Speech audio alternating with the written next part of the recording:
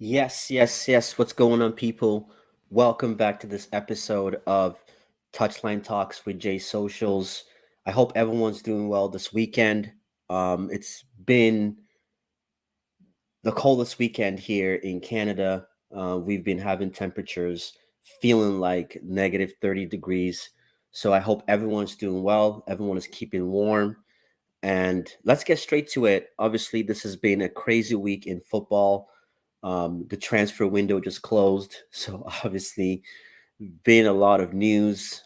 Chelsea Black Friday shopping spree.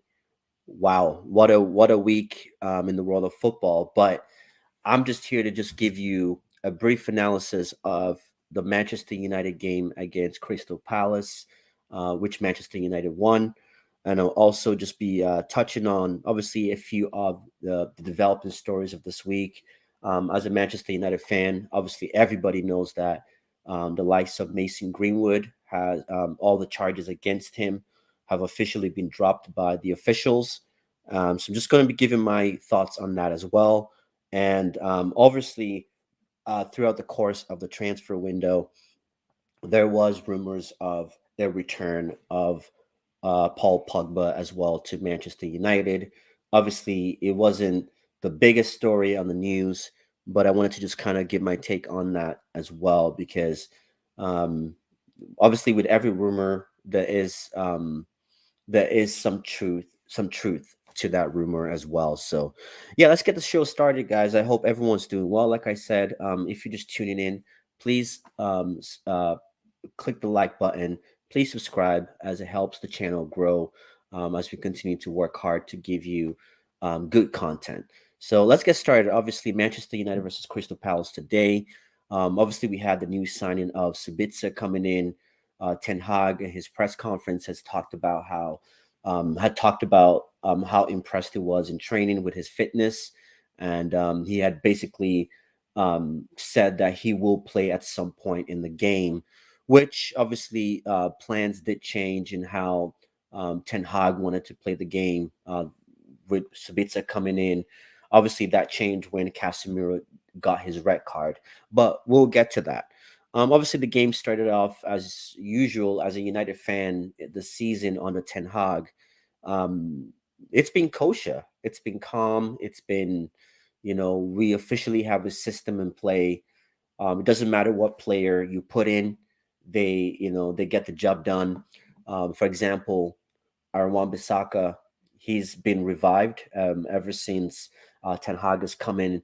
Obviously, he got lucky with Dalot getting injured, but he's come in and he's performed pretty well. So, like I said, when it comes to a system, every player is just fitting into the system, and it's really amazing to watch as a Manchester United fan. So, obviously, just like I said, going back to the beginning of the game started off well. We were controlling the ball. We got the penalty from Rashford, and Bruno scored it. And then after that goal, we kind of went flat. Obviously, we still had a lot of the possession, but we did go flat for a while, and we didn't really. And this was, I started getting nervous because I was thinking what happened in the previous game against Crystal Palace, where they equalized in the last minute, was going to happen again. And we saw how the game progressed. Luckily, we got the Rashford goal, which was amazing.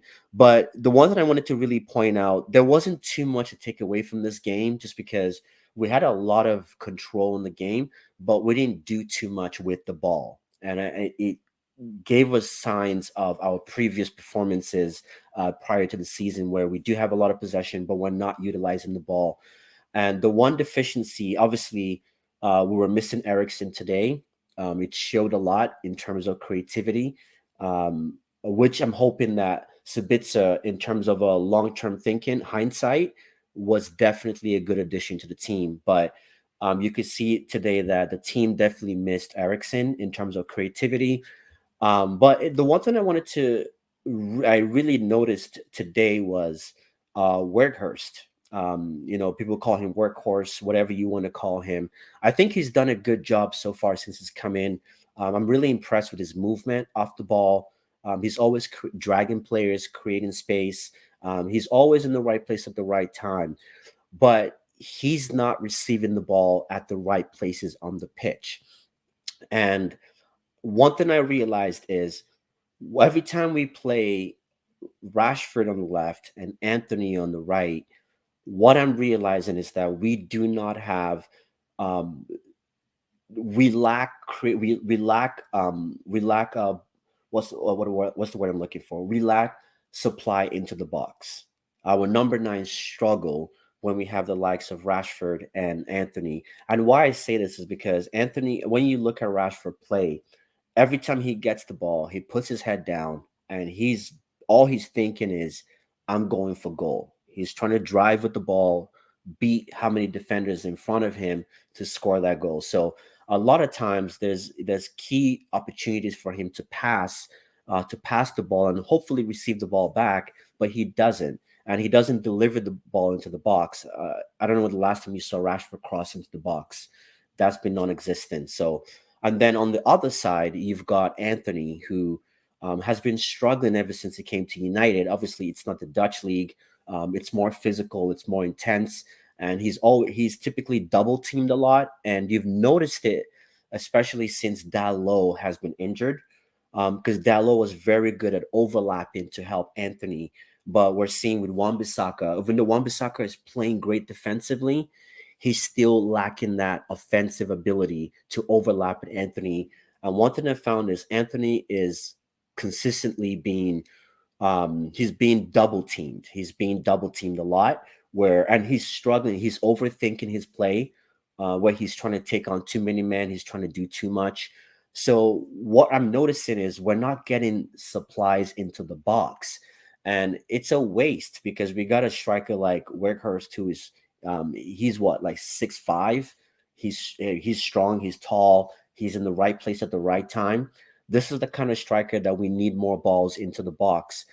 And so when you, like I said, when you have a player like Rashford who is always going for goal, and don't get me wrong, I'm not complaining because Rashford has been a shining armor on our team this season. Without him, I don't know where we will be. We've been playing good football, but he's the one player that has actually been consistently scoring goals. So I'm not complaining about his goal contribution. But when you look at the game, when you take a step back and look at the game from a 90-minute standpoint, there's a lot of opportunities that are missed because we don't have wingers that are willing to contribute to the middle. We're seeing a lot of Anthony's doing his best, but he's double teamed a lot of the time, and he's overthinking his play. Hopefully he comes good. It's still his first season.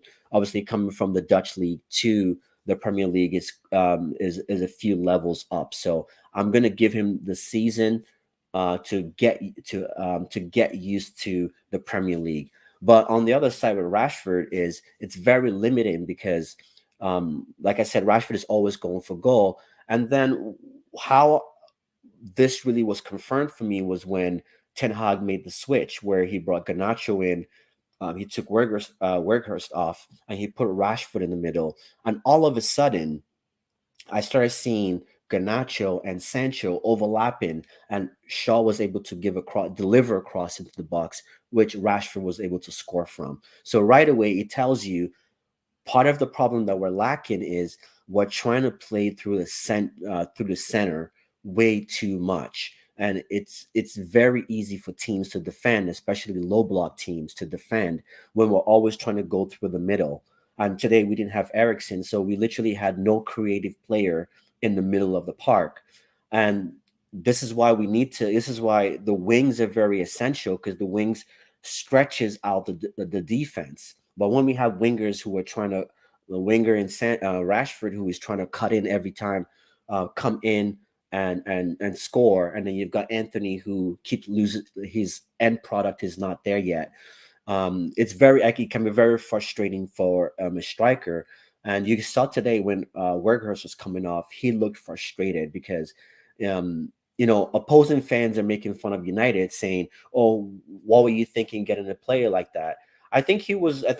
Obviously, could we have gotten a better striker? Obviously, we could have, but for the situation that we're in terms of we don't have that much money, Ten Hag is trying to work with a small budget and a small team. I think he was a decent signing on loan, but we're not doing enough to get the best out of Workhurst. That was the biggest takeaway in this game today. Was we need to figure out a system that allows our wingers to thrive, that also supplies the number nines in the box the balls to score goals, because it's becoming very predictable every time Rashford gets the ball and is running. It definitely gets very predictable. Um, so we've got here a comment from Chili Copy. Hi, I wanted to offer promotion to your channel. Viewers, okay, this is not football related here. I'll address that in a minute. But yeah, I just wanted to quickly. So that was really the biggest takeaway is, we're doing really well as a club. We're comfortable. We trust in Ten Hag. Ten Hag has really has stabilized his team, and he has made us a force again. Now you're seeing teams coming into Old Trafford nervous. We're no longer scared to play teams at Old Trafford, and it's a really amazing. But with every progress, we have to critique and figure out how can we get better. And I think the one thing, like I've said, is we got to figure out how to get our number nines scoring goals, because I was explained to today that Ten Hag is really trying to. Ten Hag's style of play is really focused on his wingers contributing to goals versus his number nines are more of a decoy. If that's the game plan that Ten Hag has, then that's cool. It's a little strange for me because if you have a number nine, you gotta involve your number nine, but maybe he's indirectly involved in the number nine. But that was really my takeaway from this entire game was not necessarily the result. It was obviously we got the 3 points, which is always great, but it was more about the wingers. Is we need to figure out how we can get this team ticking in all aspects, because it's a long season and we can't keep relying only on Rashford to get us the goals. We're playing well, but when it comes to scoring goals, the stat today showed we're 20 goals behind Arsenal in terms of goal difference. So we're playing well, but we're not getting those. We're not getting the goals. We're not getting enough goals to really mount a title challenge. So, and obviously, the Casemiro red card that happened, unfortunate again. Crystal Palace seems to be our bogey team now. It used to be Wolves. Wolverhampton used to be that team that we just struggled against them, and now it seems to be Crystal Palace. Kudos to Patrick Vieira. Patrick Vieira is really working with Crystal Palace players, and they are really becoming a force to reckon with. They're a tough team to beat. They have runners. They are strong. They've got some technical players. Today, you could tell that Crystal Palace really missed Louis Zaha. I mean, Zaha today, Wilfred Zaha. I almost called him Louis Zaha, Wilfred Zaha. You could tell that Crystal Palace was missing that X factor from Zaha today. But just coming from the United point, Crystal Palace is definitely a tough team, and unfortunately, Casemiro gets a red card. It's the same team that he got the yellow card that made him miss the game against Arsenal. So unfortunate. Maybe Casemiro definitely has some bad luck with against Crystal Palace. But yeah, that's what I was trying to say is just Crystal Palace. They're definitely a tough team to beat, and it showed it again today. It was definitely a tough game. But the red card, I felt the red card was a bit harsh, and that's one thing VAR needs to get better at. When the refs go, because when I first saw the scuffle that happened, yes, from the angle, it looked like Casemiro had both hands on the Crystal Palace's player's neck. I think it was Schultz on his neck, and it felt like he was trying to strangle him. But and also that was the same angle that the referee was looking at when he went to VAR. I think if we're gonna be using VAR, we have to look at these plays from all angles, because at the end of the game, when they showed the different angles of that play, what we saw was Casemiro trying to push that player back, but because when your emotions and all that, his hand happened to be on his neck, but it wasn't in aggression. It was more of get back. You're not my problem right now, because he was more um, confronting the other player. I forget his name now. Was he? No, it wasn't Elise. I forget the player now. He was trying to confront. So the angle that VAR made a decision on made it look worse than it actually was. But like I said, players, you should not. There's no excuse for putting both hands on the player's neck. I'm not condoning that. But if we're going to be using a technology like VAR, we have to be looking at it from all angles. It's the same thing with offsides. When we look at offsides, they always show the one angle. They never show us the 360 angle to make sure that it truly was an offsides. And I think VAR needs to start doing that. The referee needs to be able to see all angles to make that decision, because if you're just showing if you're just showing from the one angle, it's always going to be a red every single time, even if the intention wasn't there or the act it wasn't what we saw. So that was unfortunate for Casemiro. I believe now a straight red is typically 3 games, 3 game ban. My only fear is I hope the FA doesn't review this and give him a longer ban, because that has happened in the past where they've looked at the incident and realized that it was a lot more dangerous or more aggressive than it was, and then we're getting the players getting a lot longer than 3 games. But I hope it's only 3 games. Best case scenario, the FA reviews it and realizes that maybe the red was a bit harsh, and instead of a 3 game ban, he gets a 1 game ban. But it is what it is.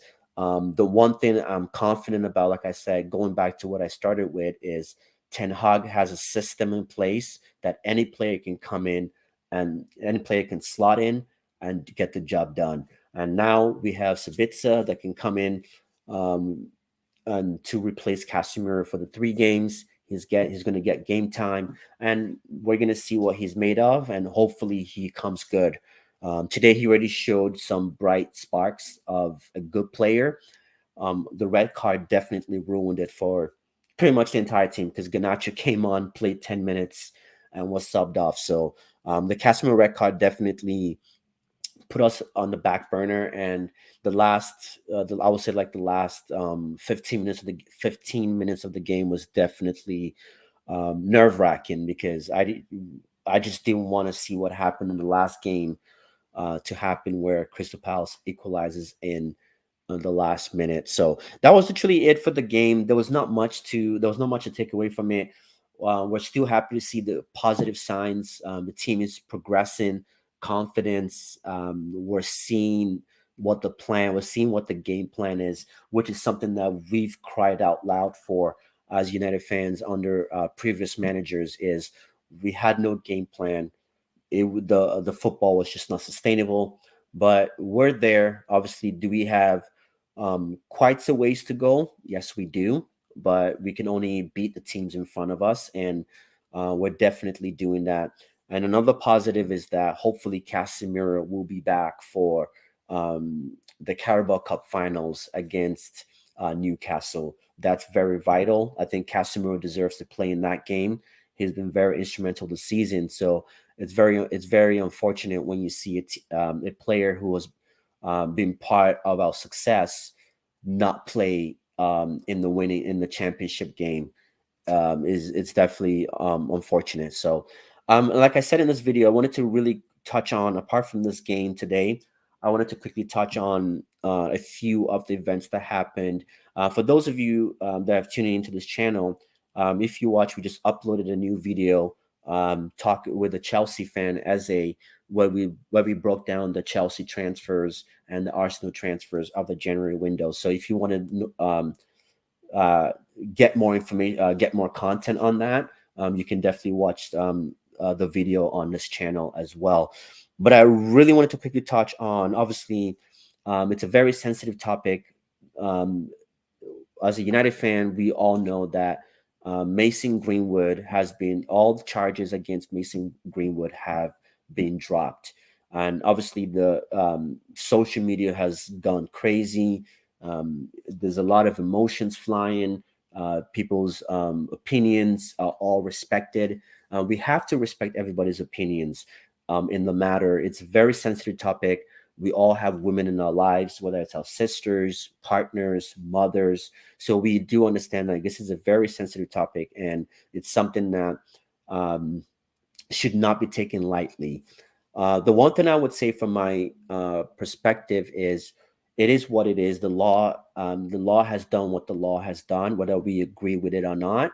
I don't believe that if the people, the parties involved, are not willing to go to continue with the case, to me, I don't believe that we're in a position to demand justice. And this is what I try to say is, I know a lot of time, because we've seen the video, we heard the recording, which was awful, but at the same time, we also have to put things into context. And we live, at least, for a lot of us here that live in the West, in the Western societies, it's about the justice system. The justice system is what has kept our society strong for a long time, and we got to believe in our justice systems. Did they get it right? I mean, right all the time? No, they don't.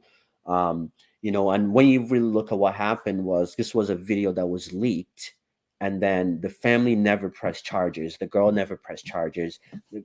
She was in communication with Mason Greenwood this entire time. So the fact that all charges have been dropped, we now have to look at it from that perspective.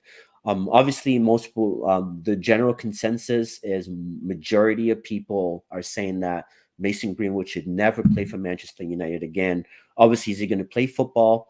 That's up to him to decide if he wants to continue in the game of football, which I believe he should. I think he's got too much talent to not play football again. Is it going to be in a different league? I don't know. That's going to be up to him to decide, and up to the club. I hope, from his personal standpoint, that he continues to play.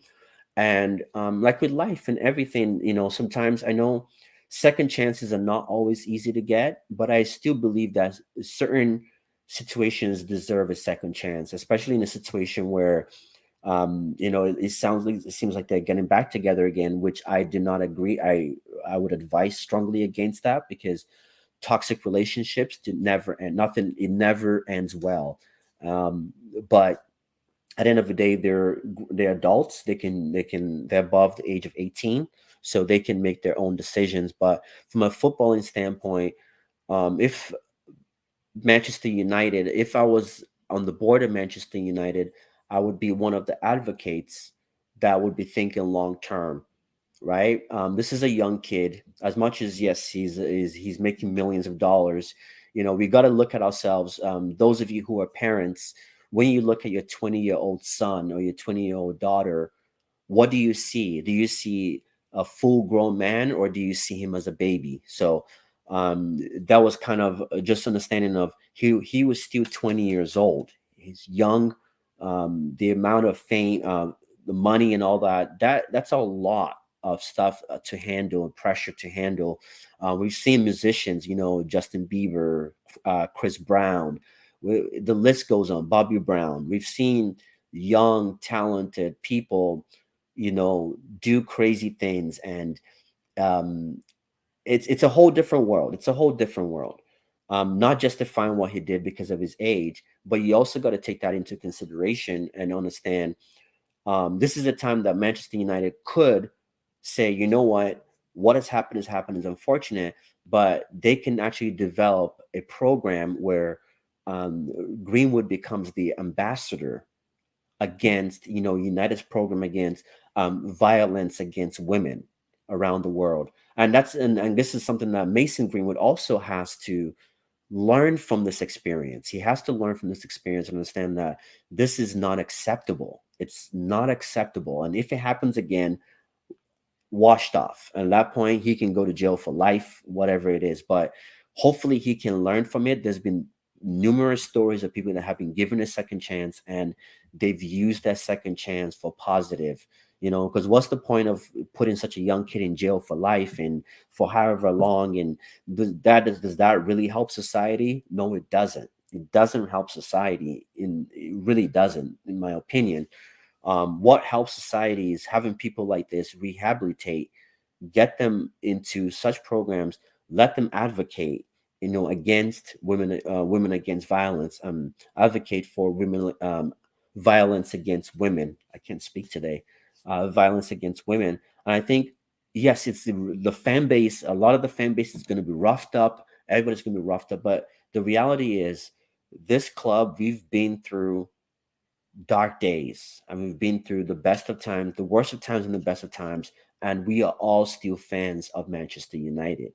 So, yes, the fans are going to be all up in arms. Yes, they will.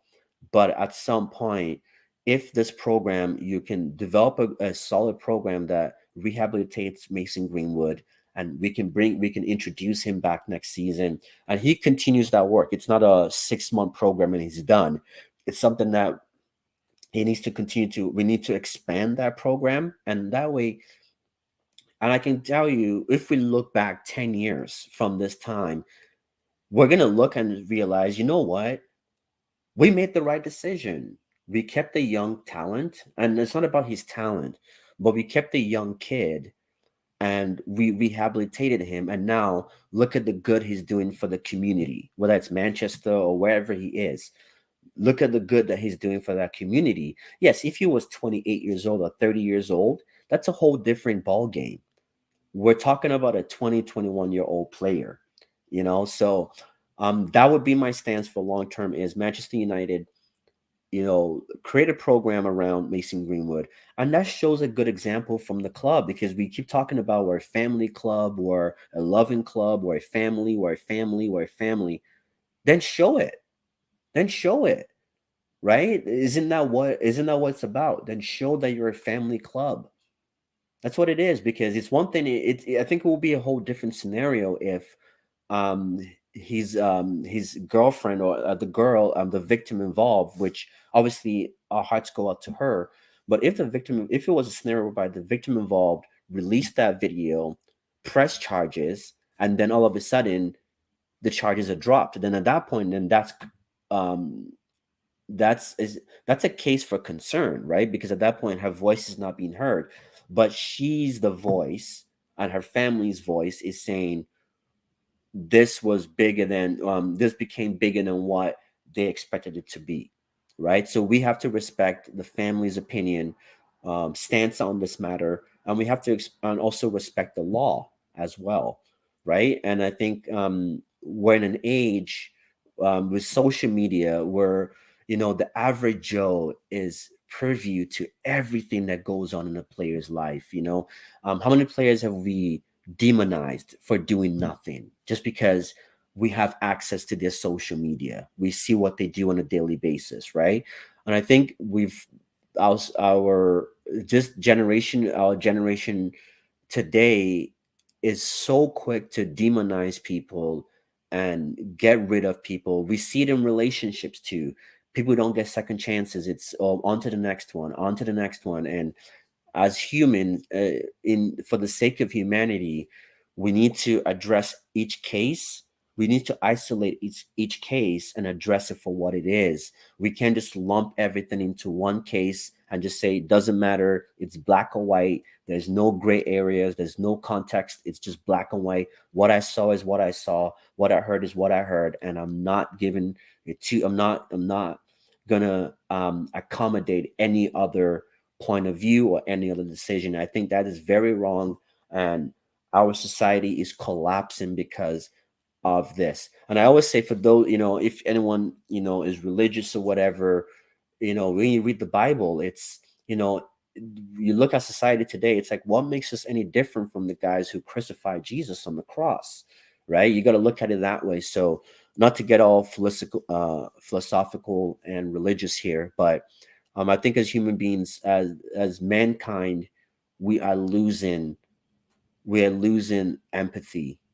We're losing our emotions because we're so driven by morality and what is right. What is right, and that's great. We want a society that does the right thing, but we also have to remember what we also have to remember empathy as well. So that's my take on Mason Greenwood. The likelihood of him playing for Manchester United is very slim, and slim just died. But you never know. If I was, like I said, if I was in the Manchester United board, I would be thinking long term, not just for the club, but for a kid like Mason Greenwood. And this is not the last incident that's going to happen to Manchester United. This is life. There's going to be more controversial things that happen with players at Manchester United, and I think this is the foundation for Manchester United. A great opportunity for Manchester United to develop this foundation to get him, and that way, when we have other players that end up in compromising situations, we have a program that can rehabilitate them and help them through it. Because, like I said, we're a family club. We got to start acting like it. So that's my take on it. I know a lot of people might disagree with my opinions, and you're well deserved to disagree on that. I think everyone is deserves to have an opinion, and these conversations is very important that we do have these conversations, because if we never have these conversations, then we're just going to have a cycle of um, people repeating bad behaviors, and we're just nothing is ever going to change. So it's great that we have these conversations constructively and in a healthy manner, for us to move forward. Let me know what your thoughts are about this, about the Mason Greenwood saga. Let me know what your thoughts were on the game today. And I guess this is it. I was gonna touch on the Pogba one, but I'm kind of out of time, so I will leave it at this. And the window is closed anyway, so whatever the rumor was just rumors. So it doesn't really. But the one thing I wanted to just say really quick was, um, the fan base has been split over Paul Pogba when he was still here. What I wanted to just say is, whether you're in the Pogba camp or you're not in the Pogba camp, please, if you're going to make an accusation or you're going to defend him, do it. Please do it in the proper way. I see a lot of calls. I was watching Talk Sport the other day, and they were talking about Casemiro and Pogba playing well together. And neither side, Darren Bent and the other guy who was there, they just kept saying, Pogba is shit, Pogba is shit. It's like, people come with constructive criticism. This just saying somebody's shit, and then you say somebody's good, but you can articulate why they will be good in the system. It's ridiculous, and I was very disappointed with Talksport. Even the callers that called in to try to defend Pogba, they were stuttering half the time, and they just did not make sense. So all I wanted to say is, if you're gonna talk about somebody, if you're gonna speak on someone's name, do it in the right way. Be articulate. Come with some constructive criticism. The one guy was saying, oh, if Pogba was so good, then why did he do it for Manchester United? And it's like, there's no player in today's game that has won anything. Look at all your Ballon d'Or winners. They had stars on their team. They had good players that could feed off them.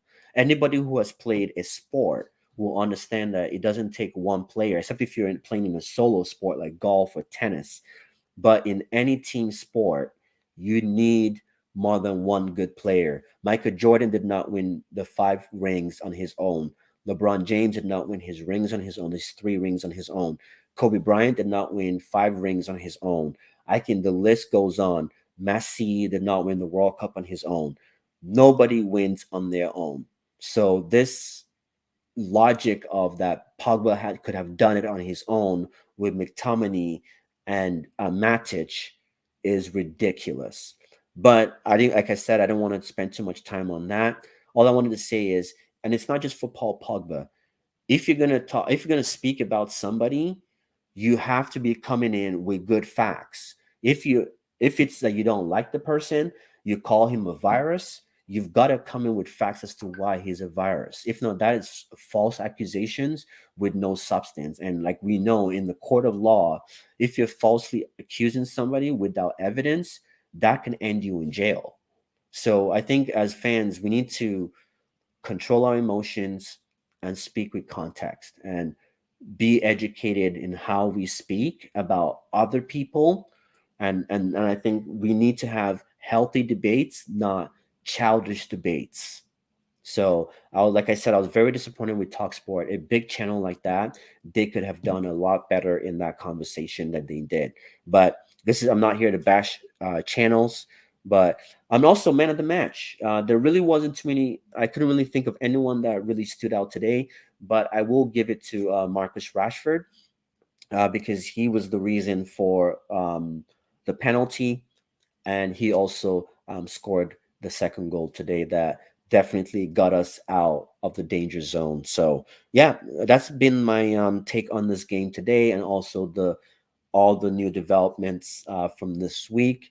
If you have any questions, if you have any comments about the game, about the Mason Greenwood saga, leave your comments in the description, and please continue to like, share, and subscribe. Till next time, take care.